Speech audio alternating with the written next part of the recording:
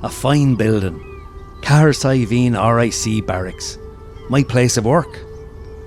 Yes, it is unusual, but the Royal Irish Constabulary is a police force after all, and we need a defensive building, especially down here on the Évora Peninsula. The diagonally opposed twin towers protect all four walls, as well as the front and rear entrances. From this position, we can survey river and road. We can almost keep up with the smuggling, or free trade, as some of the locals would have it. How's that for a vantage point? You can see right out to Valentia Island, and that's the whole point. You see, there's a telegraph cable stretching all the way from Valentia Island to Heart's Content, Newfoundland, the shortest route across the Atlantic. Oh yes, we're at the heart of global communication here. It took a millionaire to get the whole operation done. An American called Cyrus Westfield, a paper merchant, I believe. He teamed up with an English fella called John Brett, who was the expert in submarine cables. The same man had laid a cable from England to Ireland, you see, so the missing link was Ireland to America. The old world to the new world. It was done by boat. It took them 4 attempts before they managed it in 1858, and then the connection only lasted a few weeks.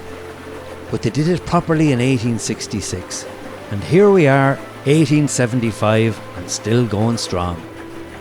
It used to take 2 weeks in favourable weather to get a message across the Atlantic. With the telegraph cable, it takes 2 minutes.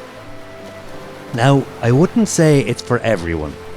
If you're Queen Victoria or the Lord Lieutenant of Ireland, you can well afford the tariff. But on a head constable's salary like mine, well, let's just say I wouldn't be sending telegrams to me sister in Boston telling her what I had for me dinner. Nevertheless, it has transformed global communications. The strategic importance of the transatlantic cable was not lost on a group of people here in the area who wanted Ireland to have its own government, not to be ruled by Britain. They called themselves the Fenians. Less than a year on from the transatlantic connection being made, they plotted to destroy it, along with the old constabulary barracks that was in the town at the time. It was Shrove Tuesday, 1867. Around 40 Fenians gathered over the water under the cover of darkness.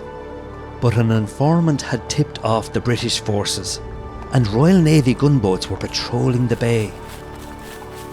The rebels abandoned their plans to cut the transatlantic cable, and indeed to attack our old barracks, which was only a simple dwelling house. It was a lucky escape for us. The Fenian Rebellion, if you'd even call it that, came to nothing at all. But it showed how vulnerable the cable and cable station were, and so the Border Works lost no time in ordering the building of this fine castle of a barracks. There is talk among the locals that this building was intended for the Punjab, and that through some unfortunate incident involving drink, the plans ended up here by mistake. But that's a myth. This is exactly the right building for Cahersiveen, where Europe and America are united by telegraph.